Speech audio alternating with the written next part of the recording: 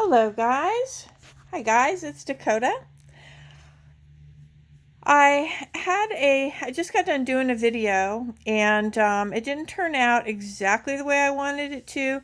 It was a little hard to understand. So I'm going to try to maybe work on it and see if I can learn how to do a little bit of editing, but I won't have time to do that today. So I thought, well, I want to get a video posted.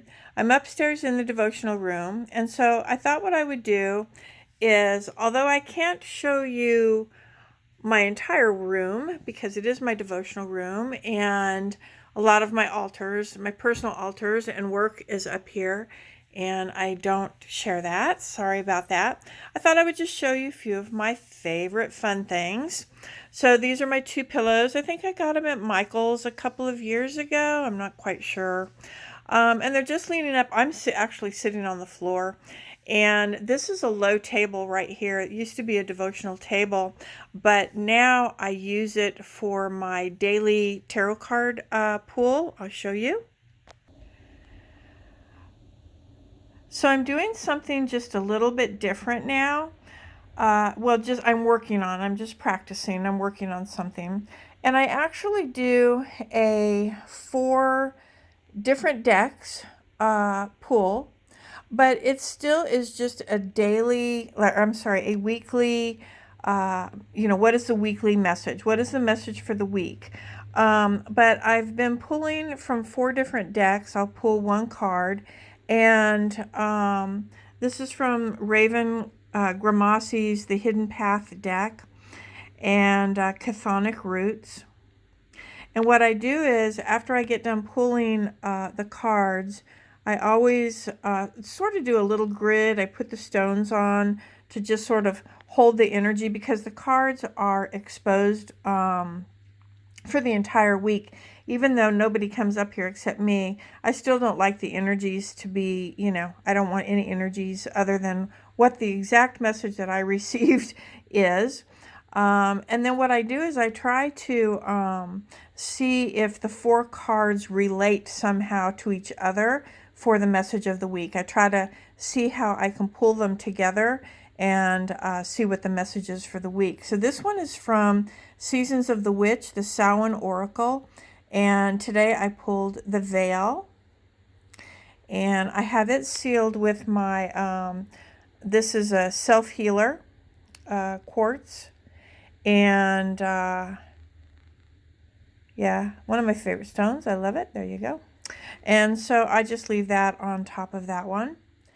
And then the next card is the 6 of Bows from the Wildwood Tarot. I got the 6 of Bows. And this one I grid with my big chunk of tourmaline. I have a male, and this is a male, and then the female Moki marble, and I always try to remember to put the female on top, and then I put the male on the bottom, and then I have 2 quartz points directed with the energy directed towards the card, and then these are, this is Lodolite, which I really, really like using for divination, especially for, like, if you're trying to scry or whatever. They're really, really cool. You can see the chloride in there. So I grid those, my Wildwood Tarot, that way. And then over here I have the Transparent Tarot. And on this one, though, I do 3 cards. So I had pulled the King of Cups, then this one, the middle one with the rainbow, that's Temperance, and then this is the Knight of Pentacles. And when I pull them, even though each one does have their own energy and their own message, I pull 3 as one reading. So what are these 3 cards? What is the message of those 3 cards as a single reading, if that makes sense? This is a piece of rutilated quartz with some I believe that's pyrite or hematite in there. I love it. It's one of my favorite stones. Oops. I love it. And they're sort of in the shape of the fire element. And but I put them point to point on there to keep that energy going. So this is where I put my cards. I use this little table now for my spreads. This is my little, I believe it's pronounced Jizo or Jizo monk. And I made a little prayer mala for him. This is bone and triquetra. I forget what this is. Brecciated jasper, I believe. But he's not very big. You know, he's about the size of my hand. And I've had him for quite a while.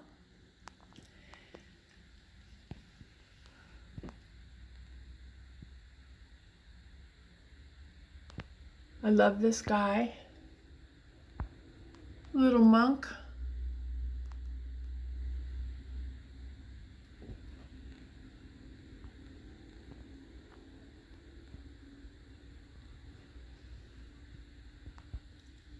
What does she have brewing? Why, a candle, of course. It's very eclectic in here. I've had this statue for a very long time, and I used to collect rosaries and like vintage rosaries. So I've got hundreds of them. And then I found this stand at one of my favorite thrift stores years ago, and there's kind of a story that goes with it that I found. I had to research it, and I can't remember it off the top of my head. But anyway, it's a neat little story. So that just is in the corner. This is my music area. And you can see it's kind of bearish over here. So I'm working, like I said, on cleaning and purging, getting rid of things that just no longer serve my purpose, my highest good.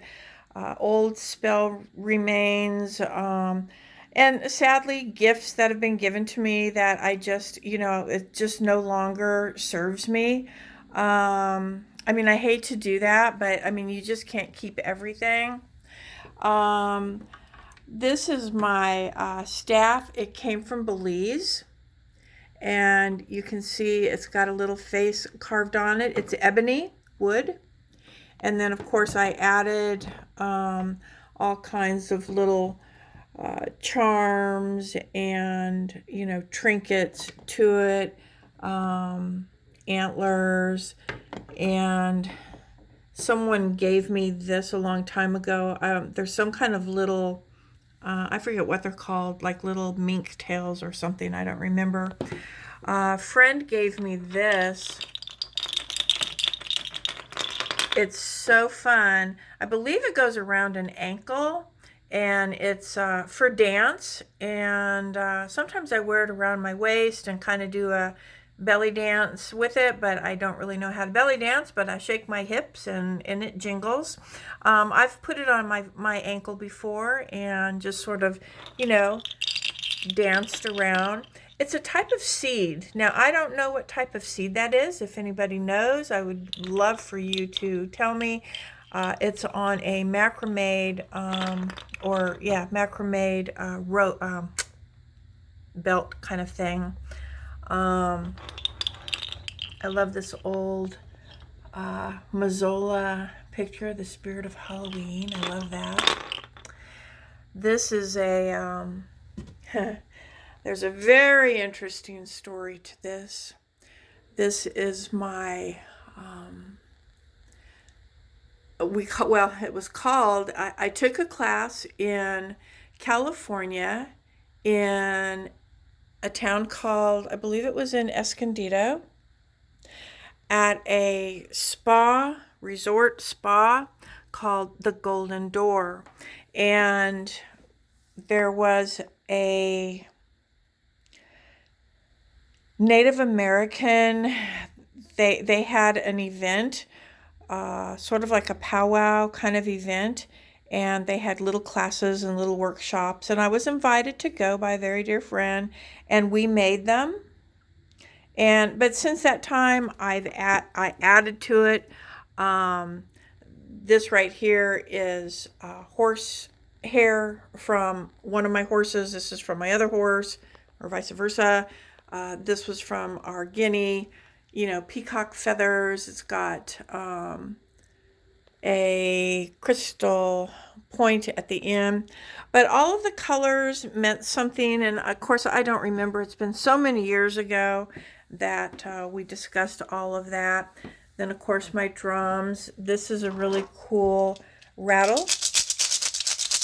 It's a gourd, and it has these, those are, I believe those are Job's tears, and I'm not sure what those are. But it's a great sounding thing. Feathers that I've found. This is one of my fabulous pieces that I bought from a local shaman, actually, or medicine man. It has sleigh bells. They painted it leather with copper. It's just a rattle. I absolutely love it. And it's actually a porcupine skull.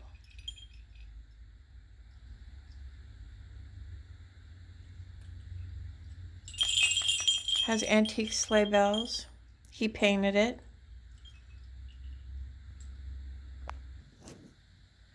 This is my besom.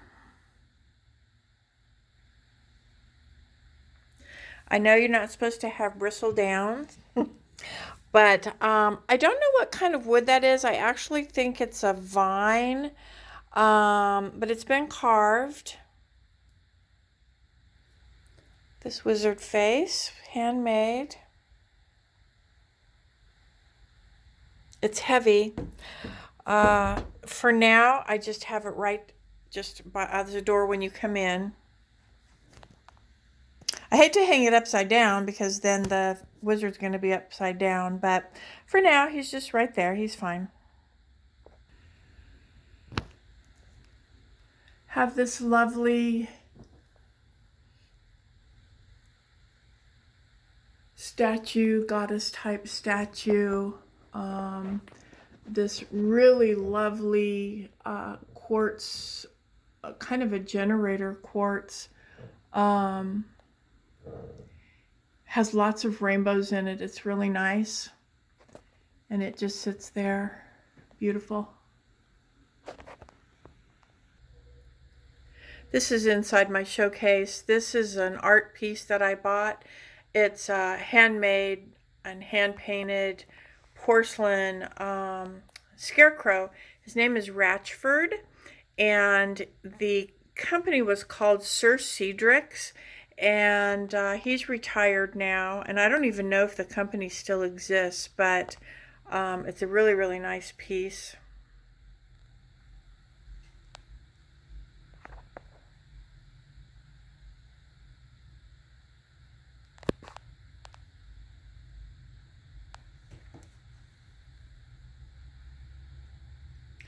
This book here, I love. I think I've showed that to you before. Full of herb drawings and stuff. It's beautiful.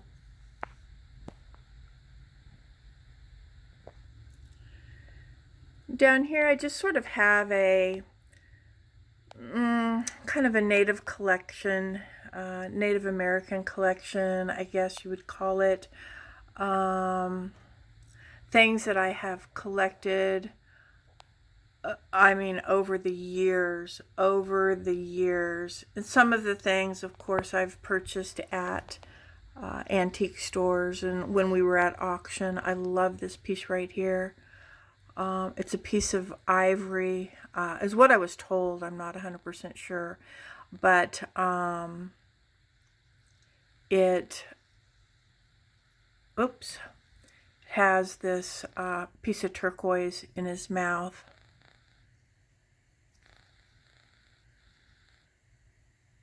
I absolutely love it. Sand painting in the back. This is a really, really old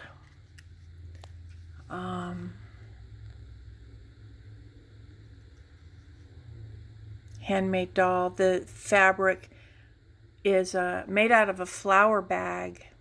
So when they would go and get their flour at the grocery store, they came in these printed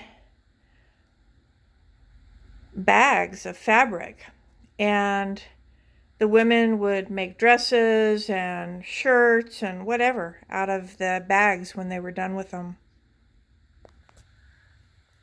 This is the piece above my main altar. So this is part of my main altar, but this is not part of the devotional part of my altar. It is down there on the table, but I'll show you this top part. This is a really lovely piece. It's for sale, by the way. I'm selling this. Margaret, I forget the name, and I don't have my right glasses on to see it, but silver. These are silver. I was told these are coral. I'm not 100% about that, but it's just this really awesome, like gypsy, boho, belly dance, just kind of a really cool necklace. I used to wear it, or I should say I've worn it a couple of times at various rituals. I love this bottle right here. It has a cross on it. It held holy water. Got it at an auction as this one for holy water. And at one time I thought, I should use those when I make my own holy water, but then I'm afraid I don't want to break it. And yeah, I mean, you just can't, they don't just sell these in stores, not antique ones anyway. So they're just staying there for display. This is a piece of fluorite, and I'm sure this camera doesn't even, and the lighting in here doesn't show you the color, but it's absolutely gorgeous. And it has a little Buddha sitting on it. This is a piece of raw opal, like gemstone opal. A really old piece, religious kind of item. And look at him. Is he adorable? It's a little mouse. It was a candle holder, actually. It's made out of bronze, and I just put my piece of red jasper on there to hold my stone. And then this I love. This mug. Look at that. I mean, it's sad, right? But I love that mug. I love it. Yeah. Oh yeah, it says, there are several reasons for drinking, and one has just entered my head. If a man can't drink when he's living, how the bleep can he drink when he's dead? I just thought that was so cute. Got it at an auction, of course. My big skull, and it wears prayer beads. I make these beads. I make all these prayer beads, these mala beads with stones and little jewels. My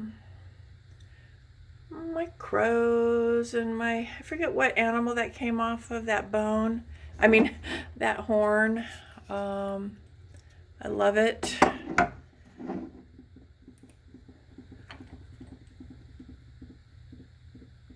Little voodoo doll.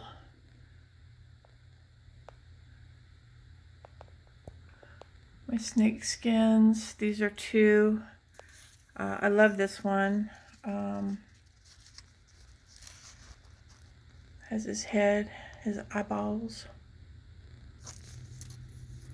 My bear, not bear, controversial, I know. It's my wolf paw. I showed that in one of the videos.